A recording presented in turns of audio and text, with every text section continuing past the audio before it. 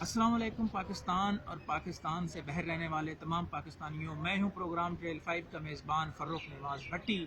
ابتدا ہے رب کریم کی اس ببرکت نام سے جو دلوں کے بھید خوب جانتا ہے۔ پاکستانیوں، جس طرح میں نے کہا تھا کہ مصدقہ ثبوتوں کے ساتھ جو ہے وہ بات کروں گا، بحریہ ٹاؤنز کا ایک اور سکینڈل جو ہے اس کی بات تو ہم بعد میں کریں گے۔ میرے پاس کچھ اور انفارمیشن آئی ہیں۔ جموں و کشمیر ہاؤسنگ سوسائٹی کا نام تو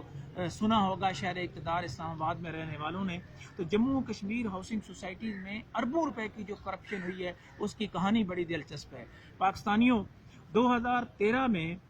خاص طور پر سی ڈی اے کی جانب سے ایک لیٹر لکھا گیا جس میں کہا گیا کہ سی ڈی اے آرڈیننس 1960 اور آئی سی ٹی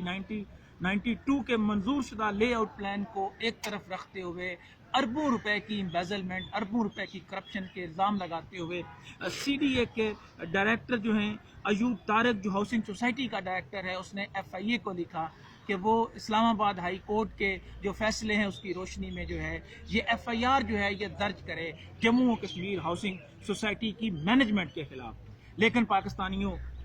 کمال یہ میں دیکھ رہا ہوں کہ نہ صرف وہ کاغذات غائب ہوئے سی ڈی اے سے، ایف آئی اے سے، اسلام آباد ہائی کورٹ سے بھی وہ لیٹر جو ہیں وہ غائب کر دیے گئے۔ اور 2013 کے بعد 2016 میں صرف ایک ریمائنڈر سی درخواست جو ہے وہ ایف آئی اے کی جانب سے جو ہے وہ دی گئی، جس میں لے آؤٹ پلان، سوسائٹی کی زمین اور دیگر معاملات کے حوالے سے بتایا گیا کہ اس کو جو ہے اس کی تفصیل ہمیں دی جائے، لیکن اس پر کوئی بات نہیں ہو سکی۔ اس میں جو بڑے بڑے نام سامنے آئے ہیں ان میں ایک اہم کلپریٹ ہے راجہ ظہیر۔ جی ہاں، اور راجہ ظہیر کے علاوہ مشتاق منہاس صاحب جو ہیں، جو اس وقت آزاد حکومت میں وفاقی وزیر کے حوالے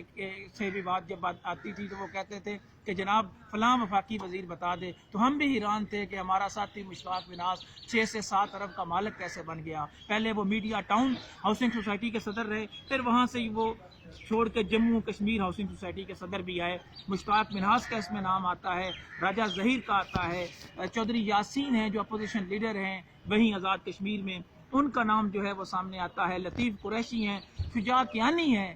جو وزارت داخلہ کی ہاؤسنگ سوسائٹی کے بھی ڈیولپر ہیں، اور اس کے علاوہ جو ہے وہ نسیم انجم صاحب ہیں جن کا نام جو ہے وہ آتا ہے، لیکن ان پر ایف آئی آر نہیں ہوئی۔ یعنی 2013 سے لے کر 2019 تک جموں و کشمیر ہاؤسنگ سوسائٹی کے طاقتور مافیا کی ایف آئی آر نہیں ہوئی، بلکہ ایف آئی اے سے کاغذات غائب ہوئے، سی ڈی اے سے کاغذات جو ہے وہ غائب ہوئے، اور یہیں تک کہ معاملہ ختم نہیں ہوتا، اسلام آباد ہائی کورٹ سے بھی وہ ڈاکومنٹس جو ہیں وہ غائب ہوئے۔ اور جو کاغذ غائب کیا گیا بنیادی طور پر 10/8/2016 کو یہ لکھا گیا، ریفرنس نمبر ہے 880 جو ہے، اور یہ آئی سی ٹی کی جانب سے جو ہے یہ میں وہ بتا رہا ہوں جو ایف آئی اے کی جانب سے تھا کہ یہ دونوں کے دونوں لیٹر جو ہیں وہ غائب ہیں۔ اربوں روپے کی کرپشن کا معاملہ ہے، کون کون اس میں کس طرح انوالو ہے۔ موجودہ سیکرٹری جو ہیں وہ سردار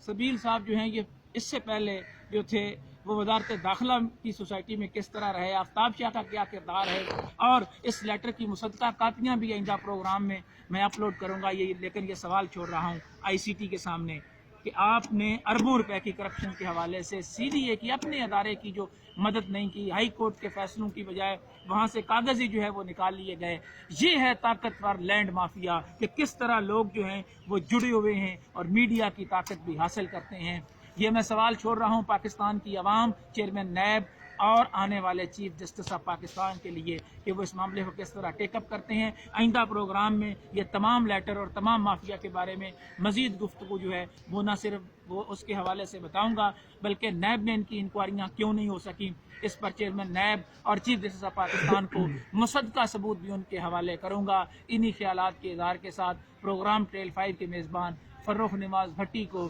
شہر اقتدار سے اجازت دیجیے گا، اور میں امید کرتا ہوں کہ پاکستان کی عوام اس مافیا کے خلاف جو ہے وہ ضرور کھڑی ہوگی۔ اللہ حافظ۔